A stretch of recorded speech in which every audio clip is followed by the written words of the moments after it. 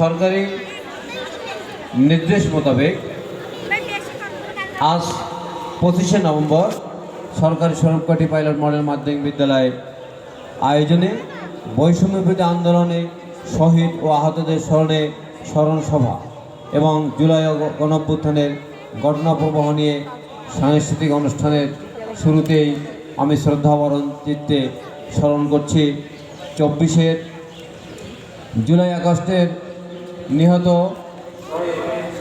আবু সাইদ ও মাহবুবুর রহমান মুগ্ধ সহ যে সকল শহীদ এই আন্দোলনে আত্মাহুতি দিয়েছে, যারা আহত হয়েছে তাদের প্রতি আমি শ্রদ্ধাভরণ চিত্তে স্মরণ করছি।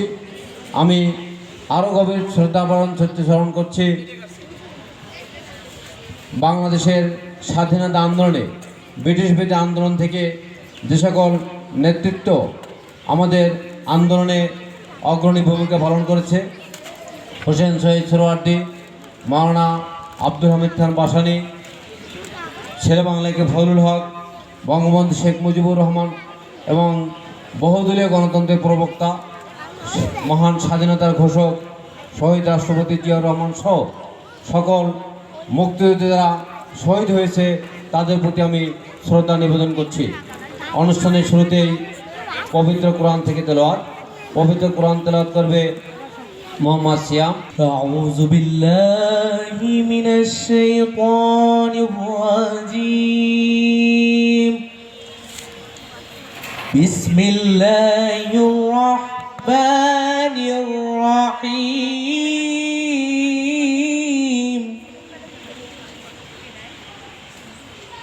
ইয়া আইয়াতুহান নাফসুল মুতমাইন্না ফিরজি ইলা রাব্বিকি রাদিয়াতাম মারদিয়া। পবিত্র গীতা থেকে পাঠ করবে শ্রেয়সী দাস। ওম নমো ভগবতে বাসুদেবায়।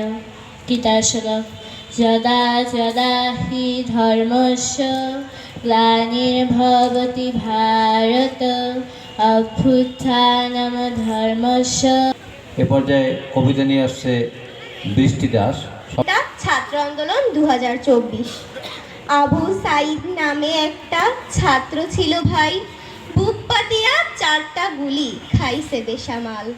তারই পরে নতুন করে জন্মেছে স্বাধীনতা, স্বাধীন দেশের স্বাধীন মানুষ, স্বাধীন স্বপ্ন দেখা। এ পর্যায়ে কবিতা আবৃত্তি করছে মারিয়াম সোয়াদ। আবৃত্তি করছি কবি মোহাম্মদ আল ওয়াজি ইসলাম তালুকদারের লেখা স্বৈরাচারের পতন ও অরাজকতার তোলপাড়। স্বৈরাচারের শাসনে অন্ধকারে ঢাকা ছিল মাতৃভূমি। রাতের ভোটে সিংহাসনে এলো এক নায়ক, শোষণের নতুন অধ্যায়। দাবি নির্বাচনে পাতায় গণতন্ত্রের সুর গান। শক্তির প্রদর্শনে ছড়িয়ে পড়ল রক্তের লাল দাগ। নিরস্ত্র মানুষের বুক হায়নার গুলিতে ক্ষত বিক্ষত। এ পর্যায়ে বক্তব্য নিয়ে আসছে সুমাইয়া খান। আজকে এই অনুষ্ঠানের বিষয় বাংলাদেশের বৈষম্য বিরোধী ছাত্র আন্দোলন। এ সম্পর্কে আমি কিঞ্চিত আলোচনা করব। 2024 সালের বৈষম্য বিরোধী ছাত্র আন্দোলন হলো বাংলাদেশের সব ধরনের চাকরিতে কোটা ভিত্তিক নিয়োগ ব্যবস্থাপনার সংস্কারের জন্য সংগঠিত একটি আন্দোলন। এই আন্দোলন প্রাথমিক অবস্থায় সভা সমাবেশে স্থিত থাকলেও পরবর্তীতে 14 জুলাই প্রধানমন্ত্রী শেখ হাসিনার একটি বক্তব্যে তিনি পরোক্ষভাবে আন্দোলনরত শিক্ষার্থীদের বিরুদ্ধে রাজাকারের নাতিপুতি হিসেবে আখ্যায়িত করেন।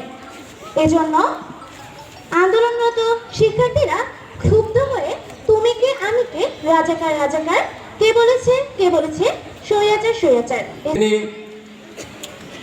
ঘোষণা দিয়েছিলেন রাজাকারের নাতিপুতি হিসেবে অভিহিত করেন প্রধানমন্ত্রী প্রতিক্রিয়া হিসেবে আন্দোলনকারী শিক্ষার্থীরা ব্যঙ্গ করে তুমি কে আমি কে, রাজাকার রাজাকার, কে বলেছে স্বৈরাচার স্বৈরাচার।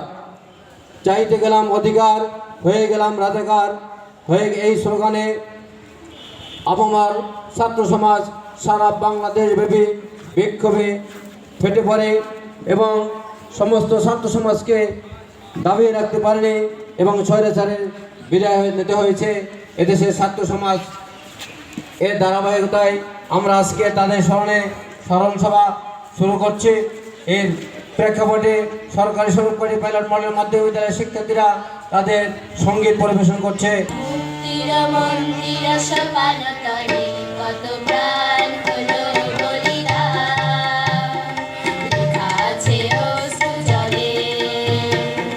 মুক্তির মন্দির সোপান তলে কত প্রাণ হলো বলিদান, লেখা আছে অশ্রু জলে।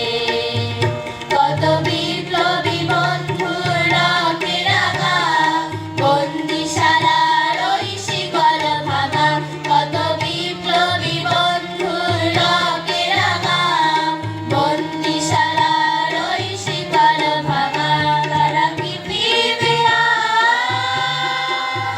তারা কি ফিরবে আজ সুপ্রভাতে, কত তরুণ অরুণ গেছে অস্তাচলে। আজ আমি বৈষম্য বিরোধী ছাত্র আন্দোলনের প্রেক্ষাপট নিয়ে সংক্ষিপ্ত বক্তব্য প্রদান করব।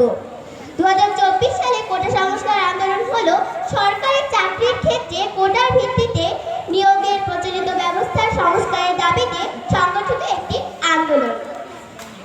যদিও এর শুরুটা হয়েছিল 2018 সাল থেকে।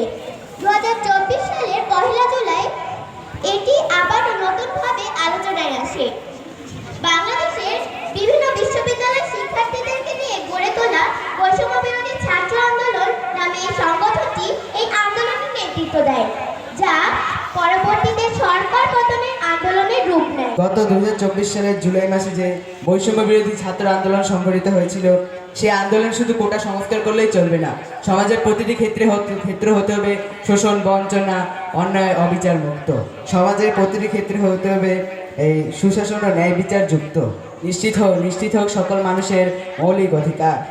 বর্তমানে বাংলাদেশে নীরব দুর্ভিক্ষ চলমান আছে, এর ফলে জনজীবন প্রায় বিপন্ন। আমি বুঝি না বন্ধু, বোঝাবে আমায়? চিরকাল কেন ঘাতকের গুলি গরিব মেধাবী কর্মঠ বুকে আশ্রয় খুঁজে লয়? আমি বুঝি না বন্ধু, বোঝাবে আমায়? চিরকাল কেন কোল খালি করে নীরব চোখে অশ্রু ঝরানো আমার দুঃখিনী মায়? আমি বুঝি না বন্ধু, বোঝাবে আমায়? বুক পেতে দিয়ে দাঁড়াবে কেন টিউশন করে বেঁচে থাকা ওই বোকা হাবা ছেলেটায়? দীর্ঘ 6 বছর পর আবার বাংলাদেশে কোটা বিরোধী ছাত্র আন্দোলন শুরু হয়, যার নামকরণ করা হয় বৈষম্য বিরোধী ছাত্র আন্দোলন। মূলত কোটা সংস্কারের জন্য সারা দেশব্যাপী এই আন্দোলন শুরু হয়েছিল। শুরুতে 9টি দাবি থাকলেও পরবর্তীতে তা এক দাবিতে রূপান্তরিত হয়। দাবিটি ছিল প্রধানমন্ত্রীর পদত্যাগ।